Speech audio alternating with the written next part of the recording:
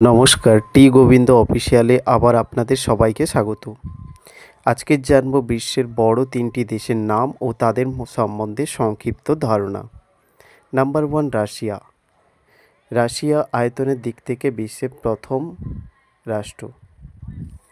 এই রাশিয়ার আয়তন ১,৭০,৭৫,৪০০ বর্গ কিলোমিটার। বিশ্বের নবম জনবহুল দেশ, যেখানে 2012 হিসাব অনুযায়ী 143 মিলিয়ন লোক এখানে বসবাস করে। এটি জাতিসংঘের নিরাপত্তা ও স্থায়ী পরিষদের সদস্য। রাশিয়ার সশস্ত্র বাহিনী বিশ্বের পঞ্চম বৃহত্তম সামরিক বাহিনী, যার প্রায় 10 লক্ষ সক্রিয় কর্মরত কর্মী। প্রায় 2 মিলিয়ন রিজার্ভ সৈন্যও এখানে রয়েছে। তারা বিশ্বের বৃহত্তম পারমাণবিক অস্ত্রের মজুদ বজায় রাখে। বিশ্বের দ্বিতীয় বৃহত্তম ব্যালিস্টিক ক্ষেপণাস্ত্র সাবমেরিন এরা বহন করে। Number 2, Canada. কানাডার আয়তন 99,84,670 বর্গ কিলোমিটার। আয়তনের দিক থেকে এটি বিশ্বের দ্বিতীয় বৃহত্তম দেশ। কানাডার জমির মালিকানা। কানাডার বেশিরভাগ জমি সরকার কর্তৃক সরকারি জমি হিসাবে অধিকৃত।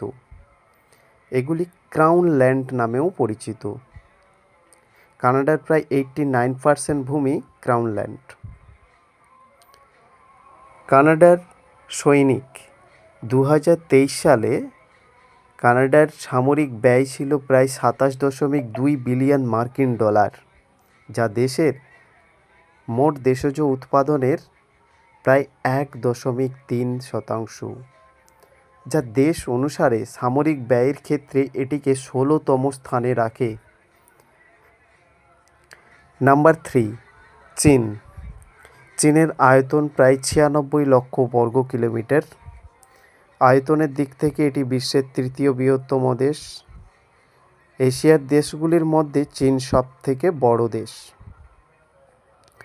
চীনের আয়তন ভারতের প্রায় 2.9 গুণ। চীন পূর্ব এশিয়ার একটি রাষ্ট্র।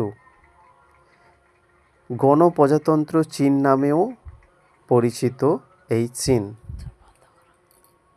চীনের মহাদেশগুলির উপকূলরেখা প্রায় 18,000 কিলোমিটার পর্যন্ত বিস্তৃত। চীনের সৈনিকের কথা যদি বলা যায়, চীনের সৈনিকদের পিপলস লিবারেশন আর্মি বলা হয়। এটি চীনের কমিউনিস্ট পার্টির সামরিক শাখা।